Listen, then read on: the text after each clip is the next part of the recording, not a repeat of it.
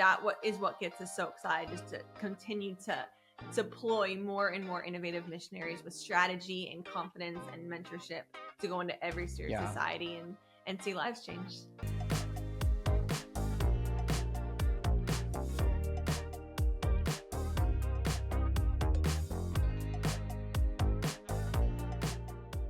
Hello and welcome back to another episode of A Higher Purpose, a Vanderbloemen podcast. I am your host, Brett Connolly. Sarah Gonzalez also in the house. Hey, welcome back. I'm back. This is good. You led with the other hand. I led with the other hand. It just felt right. Did it? And then it was wrong. Okay, but it's okay. We're working on it. We're only like a year into this thing. Only a year. But we still have to work out a couple We'll figure out the intro. Yeah, one day.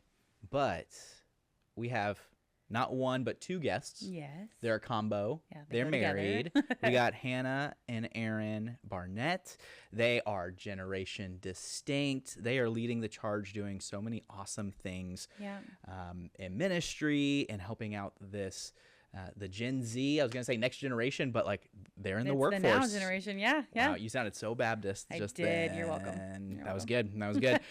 So it was just a great conversation, and I think there's a lot of moments that you're probably going to pause, want to take some notes, maybe even go backwards and go, let me catch the last 5 minutes. Yeah, absolutely. And so really hope you enjoy this episode. So let's dive right in. Go. Okay, Hannah and Aaron in the virtual house all the way from Chicagoland. Thank you for hopping on the pod today. And man, it's just been a real pleasure to get to know the two of you over the last year. And I know Vanderbloemen's been connected with you for a little bit longer than that. And let's just start with a little bit about your story, your background, what led you to create Generation Distinct. Mm-hmm. Just kind of take it away. We want to hear more. Sure. Well, first of all, we just want to say thank you for even having us on. Yeah. So honored. So honored. We respect so much of what Vanderbloemen is doing. We send so many of our young adults to find roles and jobs through you. We love to promote your podcasts, the books, the unicorn strategy, all of it. We're big fans here and in our home, but also in our organization, Generation Distinct. So thank you for what you're doing. Yeah, our story comes to Generation Distinct in kind of two different ways. So I'll start with my side of it. And really, I often say Generation Distinct started as a dream when I was 16 years old. And it really was birthed out of this longing to be a part of something bigger than myself. I remember growing up, I happened to be at a church that was really good at talking about how our saying yes to Jesus also meant saying yes to make an impact in the world. And so I remember hearing these stories of people who would change the world. Yeah. And I would think, I want to do that. I want to do something hard. I want to sacrifice. I want to build something.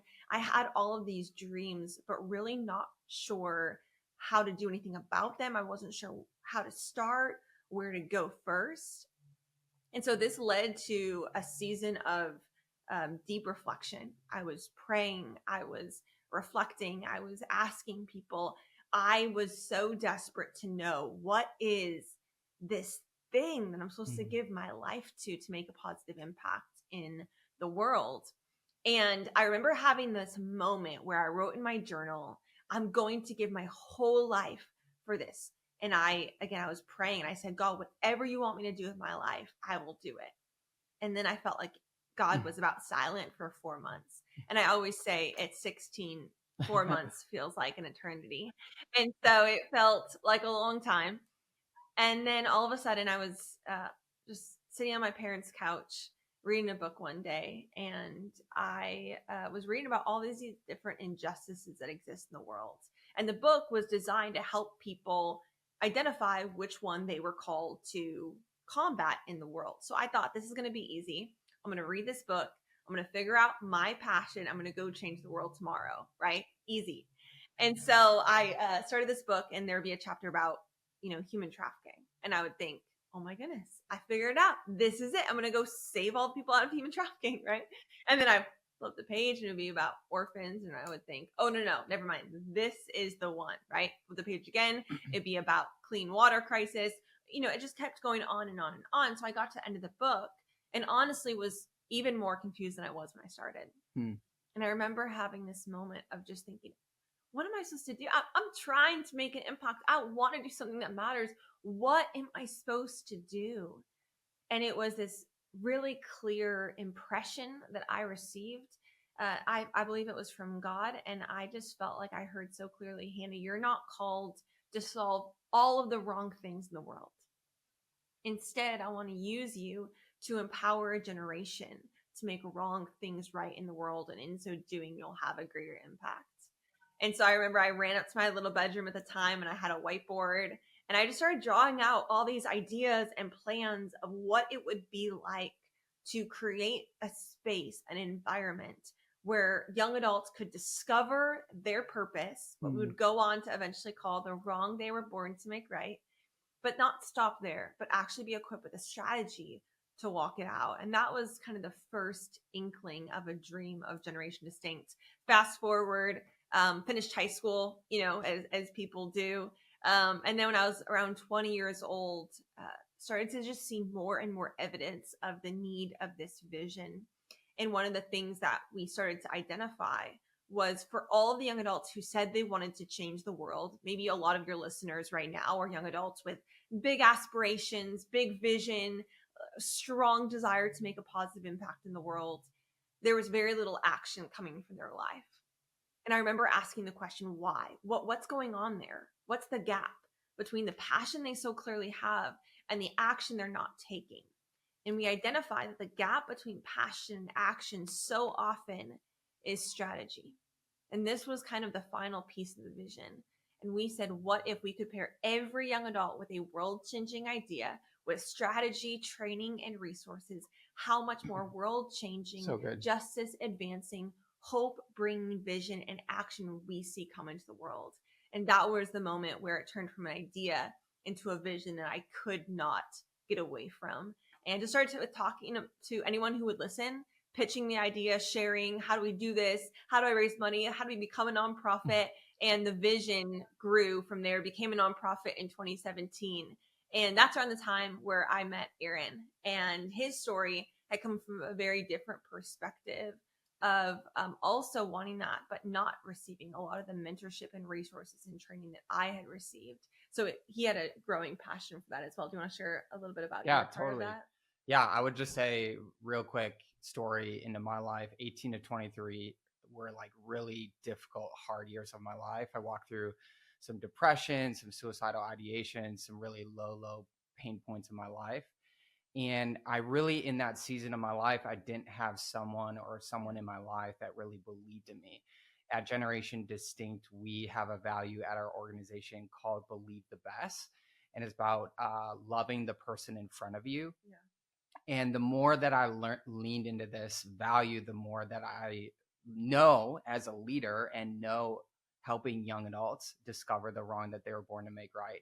That belief is a powerful tool. Yeah. And I believe that belief is a bridge to someone's breakthrough. But I think so often we write off the next generation or people in difficult seasons of their life that they don't have a lot to add value to, whether that's experientially, whether that's financially, whether that's resources specifically. And we actually discredit the next generation because of experience or wheels or whatever they actually can bring to the table, instead of believing right where they are at and empowering them to see what God could do in and through their life. And so, yeah, I definitely have a story of hardship. I definitely have a story of difficult pain in my life, but I believe that pain can be power if used and channeled appropriately.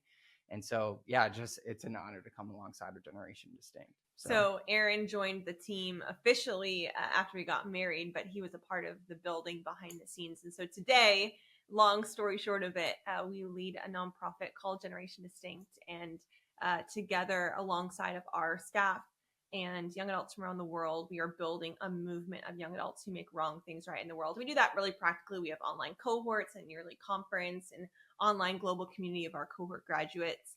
But yeah, we're driven by this belief that every young adult has a wrong they were born to make right. And it just gets us excited to wake up every day, making sure that happens for every young adult. Yeah. And one of the really cool things about I went last summer to Untitled 2020 2025, and it was Paradox. And let me just say, I just really enjoyed, I was like, hey, you want to go to this? And I was like, sure. And I like Googled y'all, and I did as much research as I could, but I was like, I don't know what I'm stepping into, and I don't know who these young adults are going to be, where exactly they're coming from. And y'all had like some awesome coffee, right there at the beginning. And so I just started talking with people. Yeah, oh my word. It was so good. But I was just like, okay, are these a bunch of like pastors? Like, who are these? And it was just like, here's someone who is like an aspiring actress.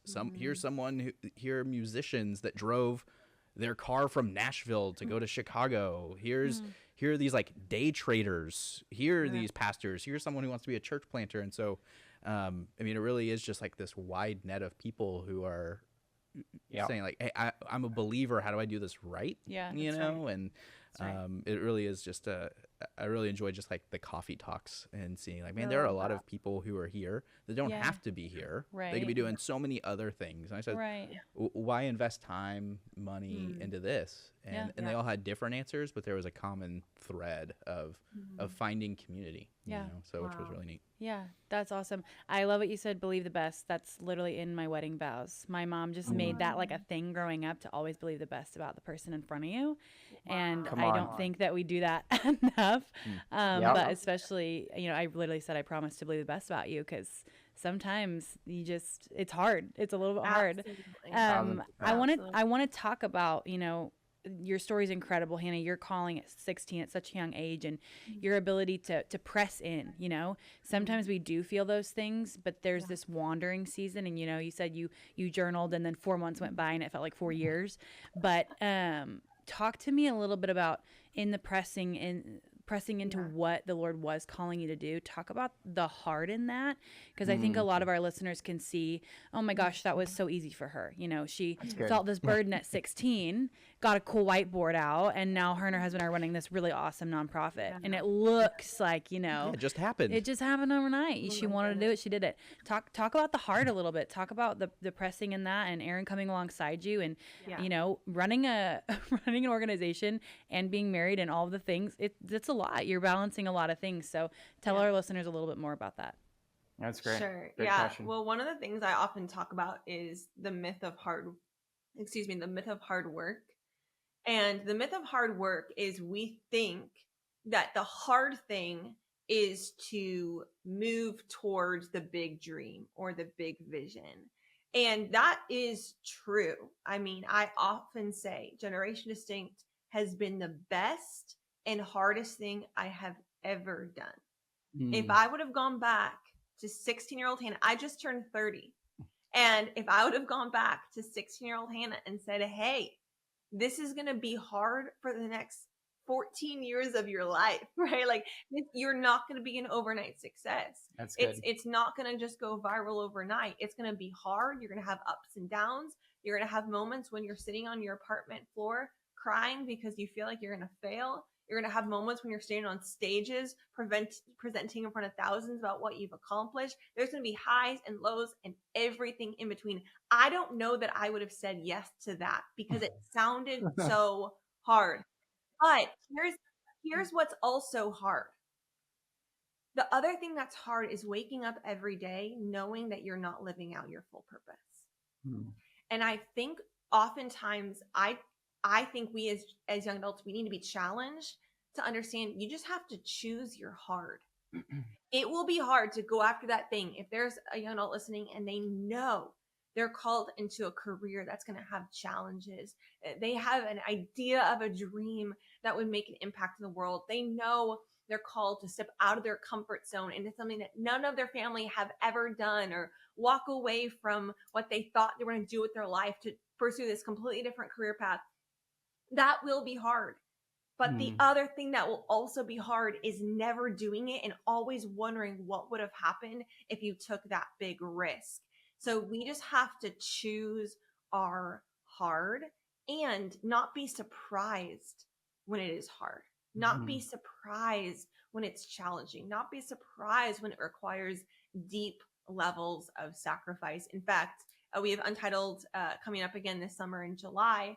And that's the talk that I'm preparing, because again, we serve young builders and doers, these young adults with big dreams who just need resources and support to go into any industry, whether it is corporate or ministry or music or creative or whatever it might be. And what I see over and over as we continue to walk alongside these young adults who graduate from our cohorts is they graduate from our cohorts with their world change strategy. We give them a 3-year strategy that we help them develop for how they're going to change the world. And about 1.5 years in, we often hear this discouragement, this, why am I doing this? Should I keep doing this? Shouldn't it have been faster? Why is it taking so long? What's going on? And we're trying to help them understand, no, this is part of it. Yeah, so good. If it's not hard, you're probably not doing something right. And if it's not hard and it's not taking a long time, you're probably trying to build something with very shallow roots. Like, sure, a reel can go viral overnight and that feels good for a moment, but really, is that building something or is that just a moment of fame? We don't want young adults to just pursue a moment of fame, right? We want young adults to pursue life-changing, world-impacting vision, and that's always going to take time. And again, if you're listening to this, I just want to encourage you. Either way is going to be hard. You just have to choose your hard.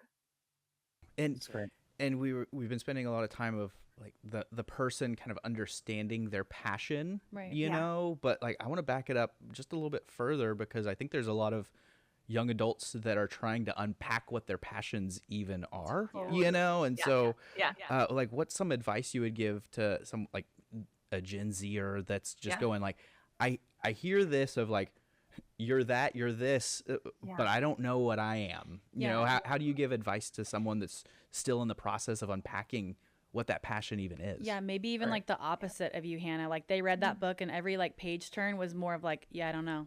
Yeah, I don't know. Right. Yeah, I don't know. Instead of each page got them more excited. It was, I have no clue. It brought less clarity. Yeah. That's great. Yeah, it's really good. Go ahead. Yeah, one of the things that I often say is the best thing you can do to discover your unique passion is just to do something. Oftentimes, because of how we've talked about purpose and passion in the world, I think we have this expectation that we're just going to have this moment, right? When the clouds part and the music starts playing and a voice just echoes, here's what you're supposed to do with your life. But when we don't have that, what ends up happening is we get stagnant and stuck, and we start to believe this lie that we're waiting. And so if we wanted to go out and make an impact in the world or start pursuing our purpose or passion, we can't because we're waiting to figure out what it is. But I always say, I would be shocked if you discover your purpose while you're sitting in a coffee shop with your friends complaining about your lack of purpose, right? Like, I would bet you're not going to find it when you're scrolling through TikTok for the 3rd hour of the night. I'm guessing you're probably not going to find it when you're scrolling through the racks of your favorite clothing store again. I would guess you're not just going to find your passion when you're doing the same thing you've always done. The best thing you can do to discover your purpose is just do something. Go and volunteer for that nonprofit in your community that you don't think it has anything to do with your purpose or passion, but it gets you outside of your comfort zone and you meet new people and learn new things about the experiences of individuals who have something completely different from you. Or go get to know your neighbors who come from a different country and learn about their journey. Go travel somewhere and ask really good questions. Just do something. And in that moment, oftentimes, those are the moments when God will tap us on the shoulder and say, hey, that was it. Like that thing that you just heard, the thing that you just felt or experienced, that was a whisper of your passion. That's good. In fact, in the Generation Distinct cohort, which if anyone, that's literally a 4-month virtual experience that helps everyone discover their passion. But I'll give you guys a little freebie.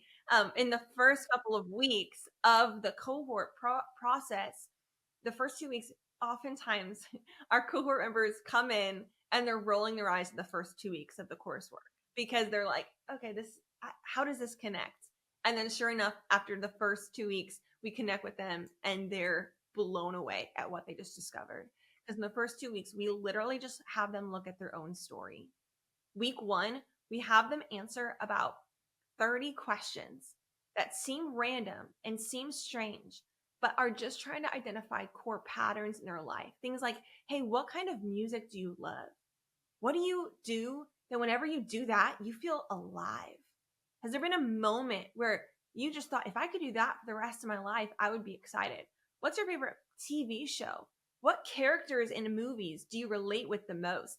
And then we take them into the week 2 and we have them identify the top moments in their life, the lowest moments in life, and the biggest turning moments in their life. And just those 2, it starts to unveil their eyes and recognize the things that have always been there, always been true of them. They just needed somebody to point at them and say, hey, that's not an accident. That's a common thread in your story that's pointing you to the unique passion and purpose that is on your life. So I would say just do something and don't overlook the things that are just natural and seem normal to you, but actually point you towards the unique thing that God has called you to do. Yeah, that's so good. I would like to add to that if I can. One thing that 2 big frameworks of thinking that we've seen to come around the next generation. So if you're a young leader listening to this could also add value to your life. So yes, to everything that Hannah just preached at us about, which is so good. But when you're trying to figure out who you are, maybe, and what to do, I think when McDonald's came out with the drive-through menu, it probably confused us all that there's more options than one just hamburger. To order on the menu. And so we have to go back as leaders or young people to, I talk about this framework that there's 2 things that inspire me often: airplanes because of process, and then, or airplanes because of innovation, and paintings because of process. And so there's things in our life that we love to do because of the process of it, whether that's creating art, paintings, inspiration of art. And then, airplanes because we get to innovate or pioneer things that don't exist yet, right? And so a lot of us, I feel like we're created by the creator to create something that hasn't maybe been done yet. And so when we go to these 2 frameworks, I think it really adds a foundational blueprint to like help us discover the wrong that we were born to make right, or to build something or go into a specific field of study, which is values. So what are your values?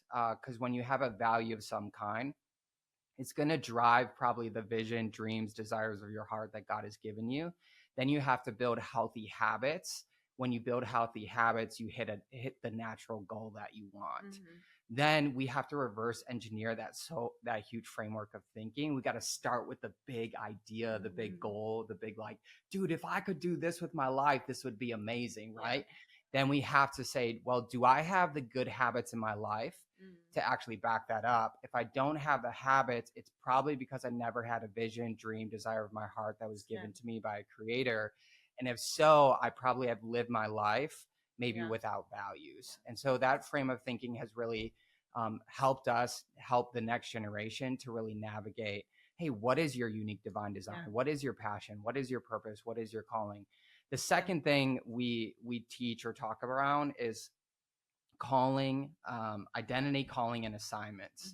And so there's a calling and a purpose on everyone's life, we believe, at Generation Distinct. And then that fits into your identity, right? But you can't have your assignments or calling or identity fit in just your assignments, and your assignments can't just fit in your calling and identity. And so when you know those 3 big things, that they're 3 different things with 3 different equal weights, it actually pushes you to understand there is a Ron that I was born to make right. And I have a calling, I have an identity, and I have assignments that God has given to me. The next big thing is that I would say is we as young leaders, we have to lean into is this process of knowing that you are called to be a practitioner. There's so many things vying for your attention, whether that's what Hannah said, social media, TikTok, all these things, that if we become saturated with consuming and not contributing or creating, we're actually going to miss out on using the time that God has given us to build the things. Because as time goes, so often we see responsibility flows, right? And so the more time we get, sometimes more responsibility adds to it, whether that we get to date, whether we get married, whether we have kids, whether we're leading a job. And so if you're a young leader, I would say maximize your time. And like Hannah said, just do something right now, because you're called to be a practitioner in a world that's saying just consume. Yeah, that's good. And so if we can have every young leader say, I have a purpose on my life and I have to be gritty, focused, intentional with my time, then I think naturally you're going to see a beautiful, more compelling life, because you're living out of inspiration, motivation, and discipline then, right?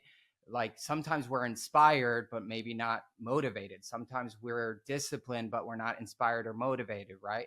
And so if we can help young leaders be like, okay, all three of these, inspiration, motivation, and discipline, can actually add value to your life to see your purpose exist, then maybe we could help the next generation fully walk into their purpose and their calling. So I love that. Man. Okay, so go back, rewind the past 5 minutes and re-listen, because that's so much to unpack in the best way. That was so good. Yeah. Both of you, Hannah and Aaron. I want to, what you were talking about, Hannah, is, kind of finding that passion sometimes is just doing something and figuring out, like, is this what I like? Is this what I'm passionate about? Yeah. When I was, I started leading worship when I was 12, but when I was 18, I was touring a university, and I thought I wanted to major. I thought you were going to say touring the U.S.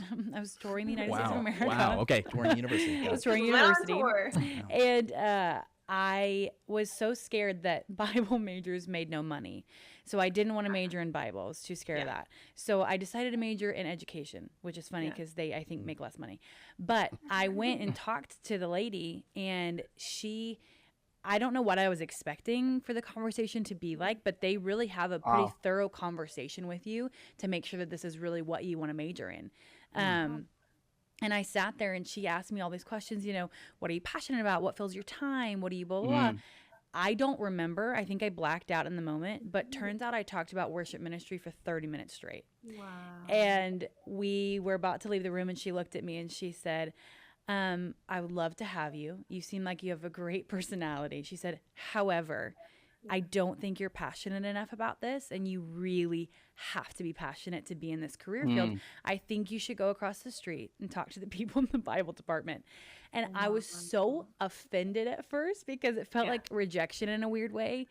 But then I went across and I talked to the people who are in charge of the worship ministry major, and it immediately, everything just started clicking. I was sobbing in the Bible majors department. It was kind of embarrassing. She cries a lot. I do cry a lot. But it was so good for that connection of, I didn't know that what I was so passionate about, I really could kind of dedicate that. I think that's another thing too, even though you have passions, are those just hobbies? Does that get to be your career? So I actually want to hear from Aaron a little bit. You weren't 16 and had this burden and passion that Hannah had. Tell me about, your kind of career, and then you and Hannah meeting and you jumping alongside that vision and finding your lane to run in of the giftings that the Lord's given you can be used, but you didn't start off with that same passion. So talk to us about that kind of growing. Yeah, this is a great question. I'll try to summarize. I was never really brilliant in school. I actually struggled majorly in school. I did not fit in. Yeah, totally. I was the guy that my parents forced me to sit in the front row middle, like to not be distracted. And I was even more distracted because I was like, what is everyone thinking about me? Why am I here? Clearly everybody knows like I'm the most difficult, student. And so I never really fit, and I've never really fit in systems. And, I would say like a square in a round hole would probably sum up my leadership often, because I'm a creative. And all creatives, I think innovatively. They think outside of the box of the system or the norm. And so as I would work different jobs, whether that was in corporate America as a business development manager, whether that was at different nonprofits or even in church ministry as a pastor, I often found in my own leadership career that I was built for something different that the system was like holding me back in. And so often, like all incredible organizations that I've gotten to work for. I'm super, super thankful, right? But at the same time, I was like, there's something in me that's missing. And I remember it was post-COVID. I lost my job and I was applying to like all these different jobs and in ministry. And Hannah and I went down to Passion. We drove actually all the way down there, and God was ministering to me at Passion Conference. And then he spoke to Hannah, and we were driving back, and Hannah's like, honestly, Aaron, I feel like the Holy Spirit's like telling me for you is that you are settling for plan B when God has uniquely called you to a plan A. And so there's been huge dreams on my life, and that I felt like the Lord has spoken to me in private. But I also only thought through systems, like I'm only good in the system. Like I'm like, whether that was my degree that I have, or like, I never thought to use innovation to pioneer something new. And so when Hannah said that, I was also in the back of a green room with a leader that I deeply respect. And I said, I have one question, like, what advice would you give a 25-year-old that feels so called to build something big? And he said, dream a dream so big that other people find their dream in yours. If it's not that big, it's not big enough. And it marked my soul, like my mind and my heart, that I'm like, okay, there's something bigger that I've always dreamed. And what if it's less about what I'm called to do, but what about multiplication and discipleship of helping every young adult live a life that matters? And from that point, I was like, I was like, what if I could start businesses or nonprofits that build kingdom impact? And so when I met Hannah, I'm like, yo, we have so much that we could do for the kingdom of God. I have both corporate experience and nonprofit experience. And then Hannah's like building this nonprofit that helps every young adult walk out their calling and their purpose. And I'm like, what if we could actually channel the two different things, the two different visions for one common vision together to see businesses or nonprofits launched, or pioneering and pushing innovation within the local church or ministry to actually see a world that doesn't even exist yet when it comes down to the next generation. And so that's a short answer, but I never felt like I fit in. When I felt in my heart, I know I'm called to stand out, but I never knew what that looked like because no one actually gave me the permission to do it. So when I actually felt like I got the permission of the Holy Spirit to say, hey, go lean into this, walk into this, I felt like that's when I said yes to something way bigger and better. So. And scripture talks about we're called to seek, we're called to knock, and one of the things we tell young adults is like, there's a big difference between even activity and productivity. Aaron, you're talking about maximizing your time. Like people can spin their wheels, but it's like identifying some of those things while you're knocking and you're seeking. Exactly. And you talk about interacting with Gen Z, millennials, and they're in a system oftentimes, and you're probably hearing all the time, probably hearing these pain points of, I feel like my boss doesn't understand me, or just kind of climbing uphill and I'm exhausted. What are some of those like pain points you're hearing? Because even, there was an article a few months ago of like Gen Z getting fired left and right. And because there's this disconnect, they can't get a job, and it might impact them even finding a job. Have you heard those things in like your one-on-ones and your groups? And like, what advice do you give those young leaders? Hannah, you should take this. This has actually been front of mind for us for a good minute. Absolutely. It's fun that you ask about this. So Aaron and I actually just announced about a month and a half ago the launch of our first for-profit subsidiary of Generation Distinct. It's a for-profit consulting company called Distinct Consulting. And it's really born out of this very reality that as we invest in a lot of the next generation, we started to identify what was true of the organizations that were effectively engaging the next generation and what was missing from those that weren't. And this kind of led us on a journey over the last 2 years, truly, to build what we have come to call our 10 principles of effectively engaging the next generation.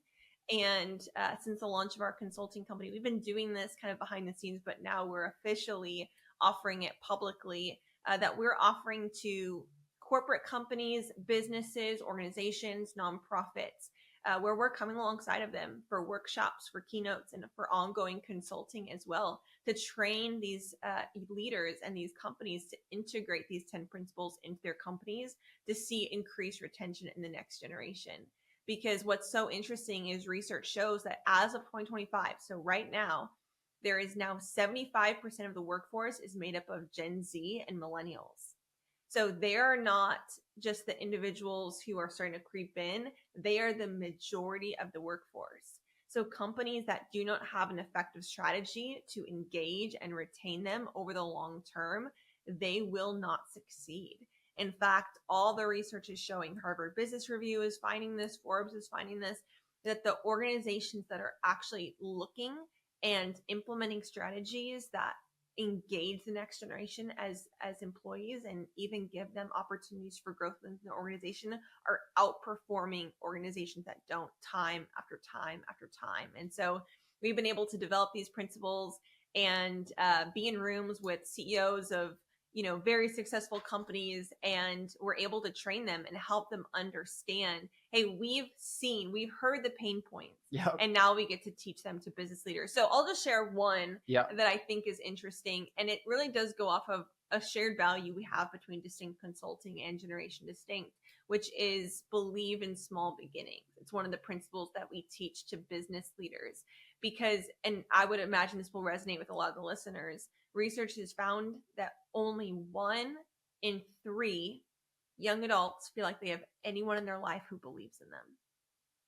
And we know that that's so important for a young leader to thrive.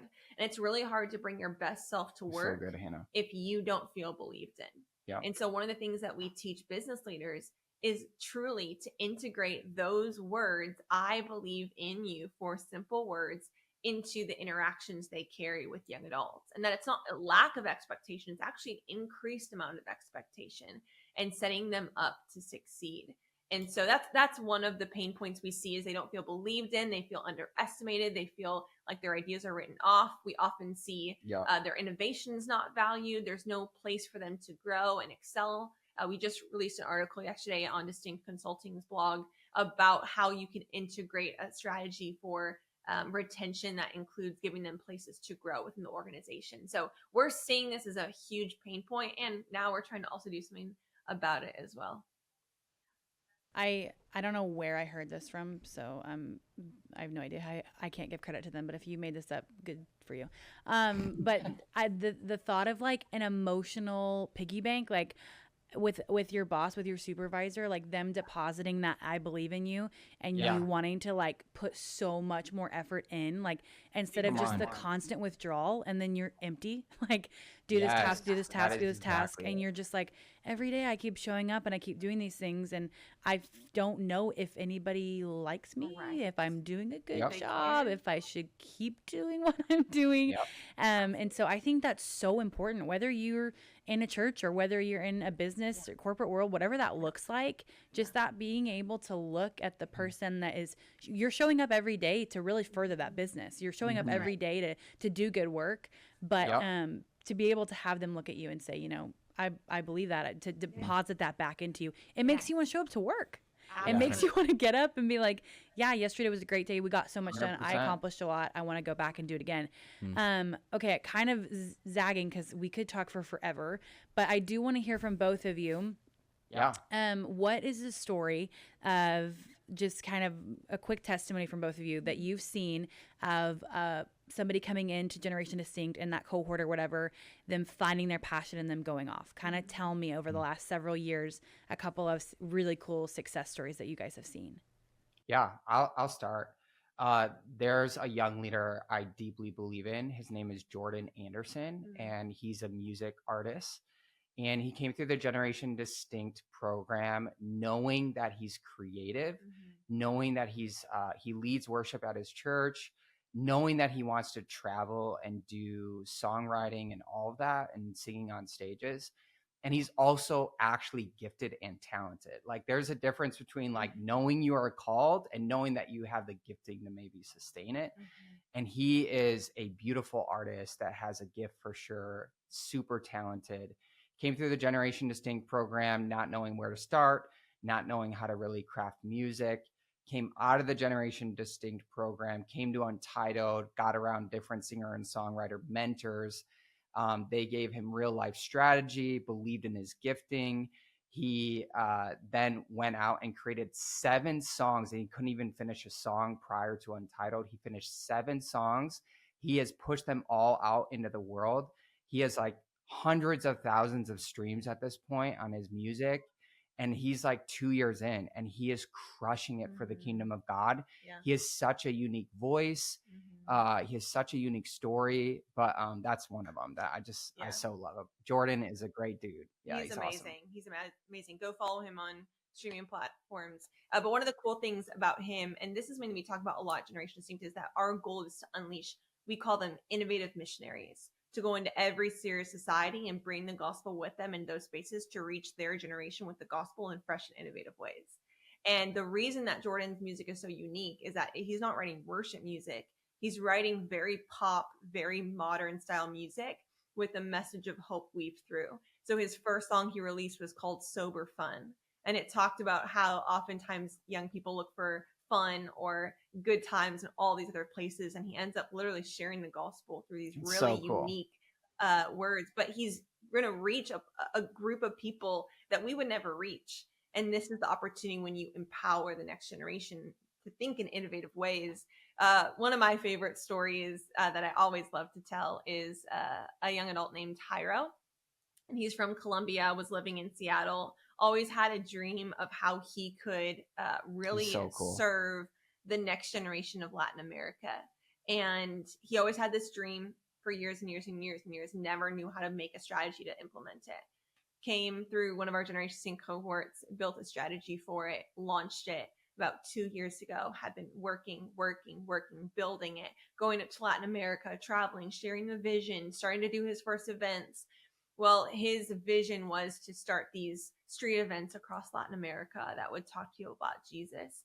And since launching, we just got back at the end of the year. We were kind of going through the numbers, and he reached out and shared that in his through his events over the last couple of years, he's reported seeing 837 salvations of young people across Latin America. And why that story just sticks out to me is because this is the power. One of our taglines for our partners at Generation Distinct is we say the world changes when you invest in a young leader. Because when you invest in a young leader with a vision, it has this multiplying effect. That's one person over over 200 young adults from 10 different countries that we've unleashed into their calling. And so what gets us so excited, just to continue to deploy more and more innovative missionaries with strategy and confidence and mentorship to go into every serious society and see lives change. And there's so many cool ones. Yeah, there's so many cool ones. Yeah. My goodness. Well, we have like a final question, but I feel like we organically answered it. And so that's more for the listeners, not for y'all. But I think we're gonna skip over that final question because I just feel like we've hit it very well. We've talked about kind of the central, but also the peripherals of people kind of wrestling with things. And I think we're very passionate for the fringe, not just the people that are like gung-ho, I know exactly, but like, what are we wrestling with, That's great. And I think even the people that seem like they're at the center are also wrestling with things too, 100%. And so it's been awesome just hearing more about your story, both of you, and how the Lord is using that, how the Lord brought you both together, how y'all are able to champion one another for a purpose and a vision, how you're able to impact young adult lives. And we're looking forward to continuing to partner along and seeing how the Lord leads that as well. So thanks so much for spending some time. And something tells me y'all are probably going to be back on at some point. Yeah, for sure. This just feels right. We would love it. We would love it. So all about what you all are doing to equip the next generation to lead. So thank you for everything. Honored by your work for sure. Thank you so much for listening to this episode of A Higher Purpose, a Vanderbloemen podcast. I loved our conversation with Hannah and Aaron. It was so good to talk to people who are with Gen Z and Millennials right now doing the work, hearing those kind of pain points. So I absolutely love this conversation. I hope that you guys did too. If you want to listen to our other episodes, you can find us at ahigherpurposepodcast.com, and you can follow us on all of our socials at A Higher Purpose Podcast. Thank you so much, and we'll see you next time.